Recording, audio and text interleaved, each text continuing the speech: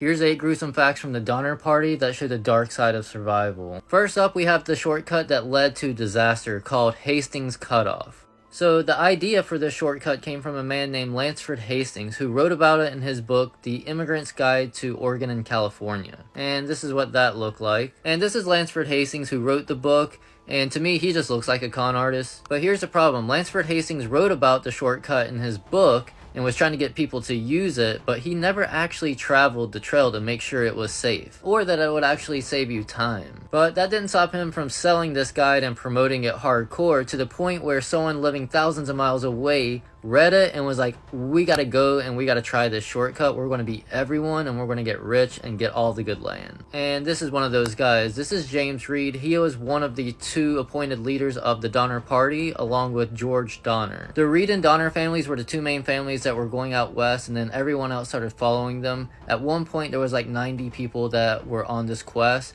but it was James Reed who really pushed to take Hastings Cutoff because he thought it was a shortcut, and he was like, we're going to beat everyone there. And so yeah, that's when all the problems started. Next up, the shopkeeper who kept deadly secrets. When the Donnor party stopped at Fort Bridger to resupply, they were still on the fence about taking Hastings Cutoff, the shortcut, or sticking to the Oregon Trail.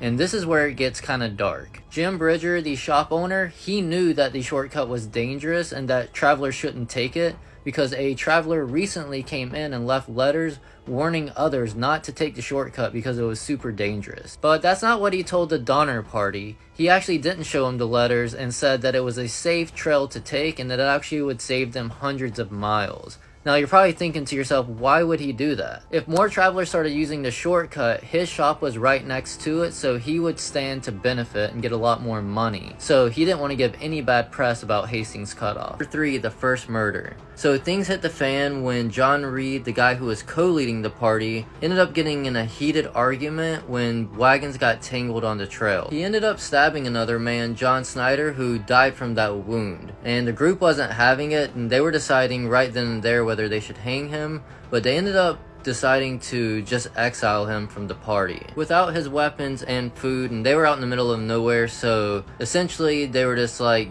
you're pretty much going to get X'd off, but your family doesn't have to see it. Later that night though, against the party's will, his daughters ran out and gave him his weapons and a few crackers, and that ended up helping him survive. And he's the one that told them to go on the shortcut in the first place, so they just really didn't like him. Number 4, the mystery of Wolfinger's disappearance. Alright, so next up we have German immigrant Wolfinger. And one day he loses all of his cattle, so he ends up having to abandon his wagon. So he sends his wife and kid ahead with the rest of the party, and he said he's going to salvage whatever he can and carry it. So that's when 2 guys volunteer to help him and stay behind. And those 2 dudes are Reinhardt and Spritzer. So they ended up catching back up to the main party like 2 days later, but Wolfinger was not with them. So according to their story, they were attacked by the local Paiute tribe and they ended up burning the wagon and killing Wolfinger. But that raised a few eyebrows, especially with George Donnor, the leader, because he noted it in his journal that Wolfinger usually had a lot of money on him and other people knew that. But for some reason they didn't call him out right then and there because I guess they were getting pretty desperate already. But get this, later one of those dudes, Reinhardt to be specific, when he was dying by the lake from freezing and starving to death, he admitted to killing Wolfinger for the cash that he had on him and blaming it on the Paiute tribe. So things keep getting worse for the Donnor party. They've already had 2 murders, they took the wrong path, and they started late. Number 5, George Donnor's wagon incident. One day on the trail while crossing some rough terrain, George Donnor's wagon flips over, and luckily his kids were okay, but it ends up breaking the axle. This is putting them even further behind, but George Donnor starts working on a new axle using a tree trunk, and while doing that he unfortunately slips and cuts his hand pretty deeply, but he doesn't think too much of it at the time, but it ends up getting infected and taking him out later. They end up getting it fixed, but it puts them way behind the main group, and that's why they ended up getting stranded apart from everyone else. 6, the first snowstorm. So as the party pushes forward, winter has other plans and the first snowstorm hits earlier than expected. So the main party, they were by Truckee Lake and they had taken a break and laid out some pallets essentially and just slept on the ground. And when they woke up, they were literally all covered in snow. And then they realized that they were like trapped in a frozen valley. And they were already running really low on food and there wasn't a whole lot of hunting that they could do. Like, they were getting so hungry that they were boiling the hides of their blankets and having that, just trying to eat that, and then having the soup of it just to get any kind of nutrient. So around 50 plus people ended up setting up a makeshift camp really quickly because they panicked and were like, what are we going to do? We didn't expect to get snowed in. We don't have food, but we gotta make some kind of shelter. Number 6, the forlorn hope. So after setting up a makeshift camp, 15 people came together, originally 16, but they could only make 15 sets of snowshoes, so that person ended up staying behind. But they came together to say they're going to be the rescue group to try to make it over the mountain and go get help. And this is when it starts getting really extreme and the first cases of them eating each other starts happening. Keep in mind, part of this group was 2 Native Americans that were their guides, and they didn't speak a whole lot of English, but they were their only hope to get across the mountains because they knew the path to get there. But keep them in mind for later. So within 3 days of the group leaving and making it into the mountains, they get caught in a blizzard and have to set up a camp. 3 people end up passing away within the first 5 days, and at that point they are out of food completely and they're pretty desperate, and they come to an idea of like, hey, we have these bodies laying around, like maybe we should put them to use. And on December 26th, they decided to start utilizing that new meat source. So they set up a fire and started to slice things up, and that's when the Native Americans noticed what was happening, and they set up a whole new fire by themselves away from the group. And that kind of offended. 8 gruesome facts from the Donnor party that show the dark side of survival, part 4. Alright, number 7, the forlorn hope starts utilizing their new source of meat. This is the group of people who went to get help for everyone else, which was like 15 people to start with, but they started dying off, and at this point 3 have already passed away. They had been out of food for about 6 days, and on December 26th they decided to start utilizing the dead members of the party, and so that night they created a fire. They had some fresh meat, and as soon as they did that, the Native American guides who were helping them get across the mountains, they went and made their own fire and refused to eat that and were disgusted by it. And I feel like that offended a few of the people, but it gets even more gruesome. After they had some of the fresh meat, they wanted to store it and dry it out for travel, so they had to cut it into really thin slices and put it on rocks near the fire for 2 days. And then once it was dry enough, they had about 4 days worth of meat. So they set back out, and they finally made it out of the valley that trapped them during the snowstorm on January 1st, but they were already out of meat again. That night, William Foster had an idea over the fire that the Native American guides, they were getting weak because they refused to eat the human meat. So William Foster was like, we should just go ahead and X them off and eat them. But the others weren't about that idea, especially Eddie. So that night, they think that Eddie may have tipped off the Native American guides, Luis and Salvador, because the next morning, they were gone. Or maybe they just saw the argument happening and kind of got the vibe and saw what happened already. So they just booked it and left them to fend for themselves. Number 8, back at the lake, things were getting pretty gruesome as well. Margaret Reed, the wife of one of the main leaders of the group, she decided that she's not going to stay at the camp anymore, and she's going to try her chances of making it over the mountains and escaping. But before she did that, she ate Cash, which was the last of the family Reed dogs. She shared it with her family, Virginia, who later wrote to her cousin Mary about the traumatic experience, saying, "We had to kill little Cash the dog and eat him. We ate his head, his feet, his hide, and everything about him. Ugh, my dear cousin, you don't know what trouble is." That is some hard times. Number 9, the desperate hunt for food. Back at the Forlorn Hope, which is the rescue group, the remnants are growing weak from starvation. So there was this guy named Jay Fosdick who was falling behind from starvation, and he had a wife that was with him as well. So this dude, William Eddy and Marianne Graves, they went ahead of the group to try to hunt and get food. After a couple hours, they come across some deer tracks and follow it, and they eventually find a deer, which is like a miracle for them, and they have a rifle. So Eddie shoots the deer, it runs off injured, and they follow the trail of blood. And when they finally find it, Eddie has to slit the throat of the deer, but they're so famished, they start drinking the fresh blood that's gushing from the deer's neck. And this is William Eddy, who was hunting with her. So the rest of the group heard the gunshot and they caught back up with them, but Jay Fosdick, which was her husband, he was the one that was falling behind that we talked about in another video.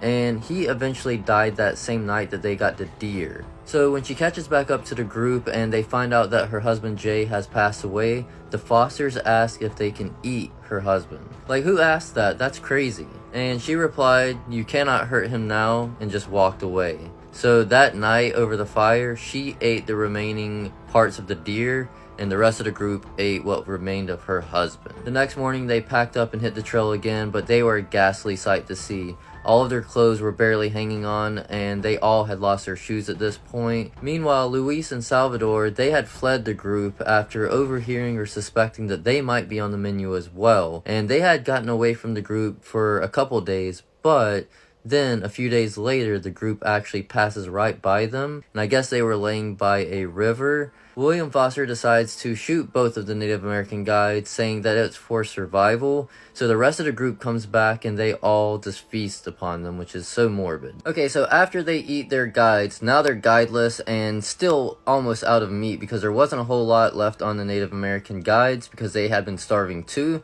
but they refused to eat the human meat that they had made from the dead members. So one night by the fire, William Foster, who was the guy that brought up cannibalism to begin with, he comes to Eddie with a secret idea that they should kill Amanda McCutcheon for food. Eddie is totally against this idea, saying that she has a child. So instead, William Foster comes back and says that they should take out Sarah and Marianne since they are both childless, and eat them instead. So I feel like William Foster might be the wild card in this batch. That plan is shot down by Eddie, and they continue on the path. A few days after that, they finally see their first signs of civilization, which is the Maidu tribe. And apparently when the kids of the Maidu tribe saw the members of the Forlorn Hope, they were so ghastly and scary looking because they had been starved that they started crying and were like terrified and ran away. Anyways, they were nice enough to bring them in and try to feed them. They had acorn mush, which is a staple in their culture, but I guess some of the members of the Forlorn Hope weren't about it or couldn't eat it. So I guess one of the guys just like boiled some grass into like a little tea and had that. But I would have been trying to eat anything at that point. They were eating people. Acorn mush doesn't sound that bad. Come on. Like, I feel like that was probably William Foster. He's like, no, I'm kind of in the mood for some human. So the tribe fed them and even guided them towards Johnson's ranch, which was the closest place for help for them. But by this point, William Eddy's like the only one with enough strength to go on. Everyone else is either too tired or their feet have swollen and blistered and started bleeding from not having shoes and frostbite and all of that. And it even gets to the point where he can't even walk anymore, so he has to bribe the Native American guide with tobacco, I guess, to carry him all the way to Johnson's farm. And they eventually make it, and once they get there, the people that live on the farm see them coming. They thought it was like a ghost because he was just so ghastly looking and his feet was bleeding, and it was just a sight to see. So when they finally make it to Johnson's ranch with the help of the Maidu tribe, they were able to get some help, rest, and eat a little bit of food, but they had to eat very slowly because their systems weren't used to it, and that could actually kill them. Most of them could barely speak and let alone walk, so only one person was able to go back with the rescue group from the ranch to show them the way to get back, and that was William Eddy. He had his wife and kids back there, and he knew that they were starving, so he didn't want to rest. So that group of like 14 or 15 people head out to start the first rescue mission for the Donnor camp. And back at the camp where the rest of the Donnor party is, it's getting pretty grim, and they are turning to cannibalism there as well. And most of them don't have enough energy to even walk. Most are either crawling across the tent or just laying down because that's all the energy they have at this point. George Donnor, who was the original leader of the Donnor party, he's at the camp in one of the cabins. He pretty much is bedridden with gangrene all the way up his arm from that cut that got infected. Basically, everyone's been surviving off raw hides. They would simply boil the raw hides until they were edible and then drink like the soup that was left, or they had like little bits of tea and they would make tea and they had a couple sugar cubes. And that's when they started to eat the dead. But we're going to talk about Louis Keseberg, this dude right here who becomes one of the most controversial people in the party. And when they had that whole wagon incident where James Reed, one of the leaders, stabbed someone because of the fight and then they banish him, well, he was the one calling to hang him, but everyone else said to banish him. And the funny thing is, James Reed, the guy that they banished, ends up being the rescuer and coming back to rescue this dude. And when he first sees him, he doesn't bring up the whole incident, James Reed, and actually helps him out and bathes him, brushes his hair, gives him a half pound of meat, and says that he will come back in 2 weeks with another rescue party to rescue him. So the first rescue group gets a group of people from Donnor Lake and starts taking them over the mountain, but they have to leave a lot of people behind as well because they can't walk. Louis Keseberg is one of those people because I guess he had injured his foot, but he ends up staying in Tamsin Donner's cabin with the infant that she had, and then one night he takes it to bed to keep the infant warm, but the next day the infant is dead. He's accused of murder but doesn't respond and just goes back to bed. So one night he offers to take the toddler George Foster to bed with him to keep him warm, and when they awake the next day, the toddler George Foster is dead. He just laid the toddler down on the floor, and Lavina Murphy accused him of murder, but he didn't respond and just went back to bed and went to sleep. As if that wasn't morbid enough, later that night the 3 Donnor girls see Keseberg walk over to the dead baby, pick it up, and then hang it on a peg like a cut of meat. But the thing is, karma is coming back for this dude many times around. So remember I mentioned that his wife and his young infant daughter was rescued and that he had to stay behind. Unfortunately, his infant daughter ends up dying on the rescue trip back and they had to bury her in the snow. Keep that in mind for just a minute. Another rescue group comes back, which is led by William Foster and William Eddy, and they're there to, one, help look for people, but also look for their youngest sons. And when they arrive and they can't find their sons, they quickly start interrogating Keseberg and asking what happened to them. And he coldly responds that they both died and they have been eaten. William Foster almost snaps and kills Keseberg on the spot, but vows to not do it right then because it's a rescue mission, but says if he ever sees them in California again that he will. But also remember, William Foster was also the crazy one from the Forlorn Hope, which was the first group of people that went to get help. And he was the one adamant on eating everyone, the Native American guides. He tried to X off like 2 other young girls because they didn't have babies, and even one with a baby. So the fact that his son was eaten by Keseberg is just a weird circle. So William Foster and William Eddy dip out and they take the youngest Donnor girls with them. Tamsin wants to stay behind, which is the mom of the girls, and also the wife of George Donnor, who was the original leader, but he cut his hand and now it's infected. She doesn't want to leave him behind even though he is dying. So they leave her and 3 other people behind and say there's another party on the way. And when that 4th group finally makes it back for the rescue, it's a gruesome sight and they only find 1 survivor. And one of those 4 people was Louis Keseberg. And as we were saying in the last video, he had recently killed an infant and eaten it, which was William Foster's son. And when William Foster and William Eddy came back on the 3rd rescue mission, they confronted him.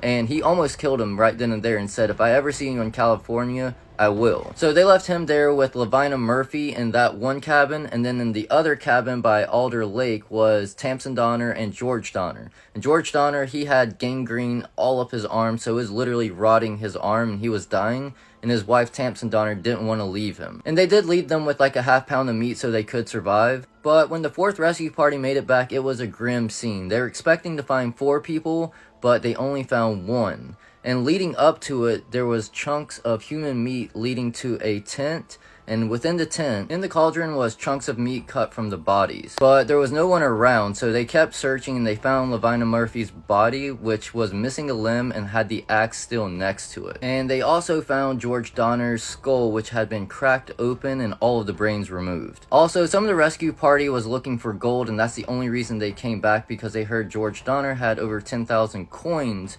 And they even made a pact that if they found anything, they could split it. So only one person was really there to help find survivors, and that was the guy who originally led the first rescue party. So they find some footprints leading towards the Alder camp, which is where Tamsin Donnor and George Donnor was staying. So they followed it and they find Louis Keseberg in a cabin. They confront him about where Tamsin Donnor is, and he coldly says that she died and has been eaten. They also found about $273 worth of George Donnor's coins on him and his pistol next to him. And apparently he said that Tamsin Donnor died like a week after the 3rd party left, and that he waited 4 days to eat her. But the 3rd party people said that she was in relatively decent shape compared to everyone else and still could walk. So they just don't believe that she all of a sudden died that quick. He said that like she fell into a nearby creek and got sick, but I don't think I trust him. They also questioned him about the coin some more to see if there was more, and they threatened to hang him if he didn't tell them because they didn't believe him. And then he said that he did bury a stash out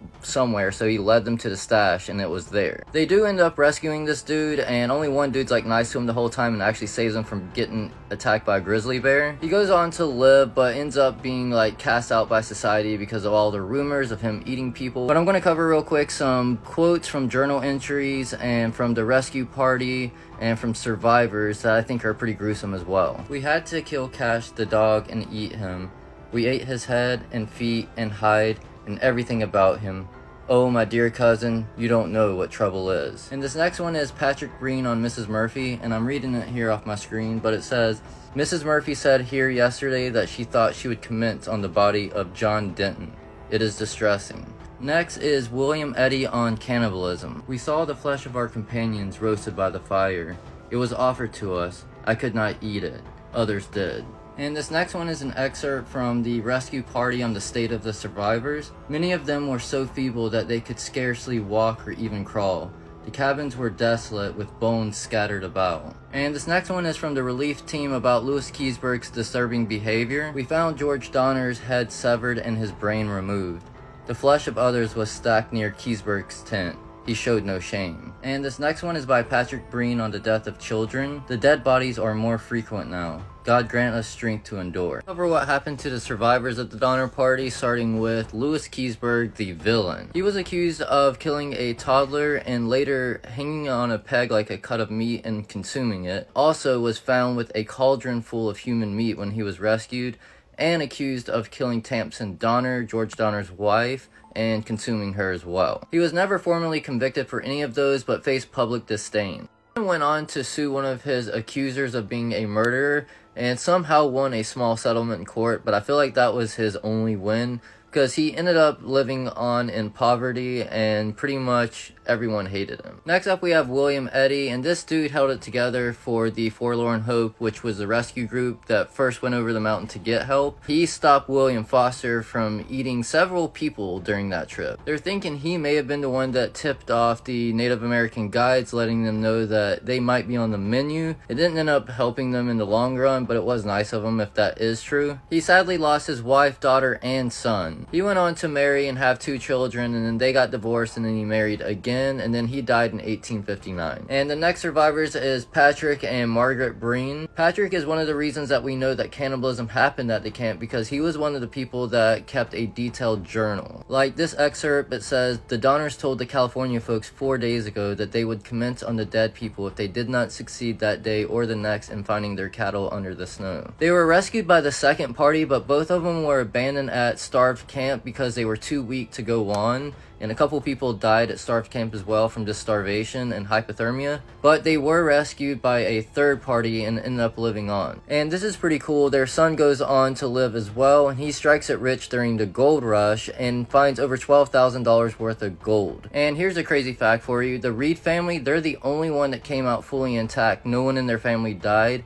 And they're also the only ones that did not cannibalize any of their members. So basically the ones that went crazy and desperate and started eating each other, their families didn't even come out intact, and some of them even died off. And if you've been enjoying this series, I really think you're going to like this next one, The Trail of Tears. I got a lot of votes on this one. I'm Native American as well, so it hits home. But it's definitely pretty gruesome. There's a ton of crazy details, and I'm going to cover it the same way that I did this series. And I'm definitely going to cover this one as well, The Andes Tragedy. It's definitely crazy. And I also have something pretty exciting in the works for those who are enjoying this series.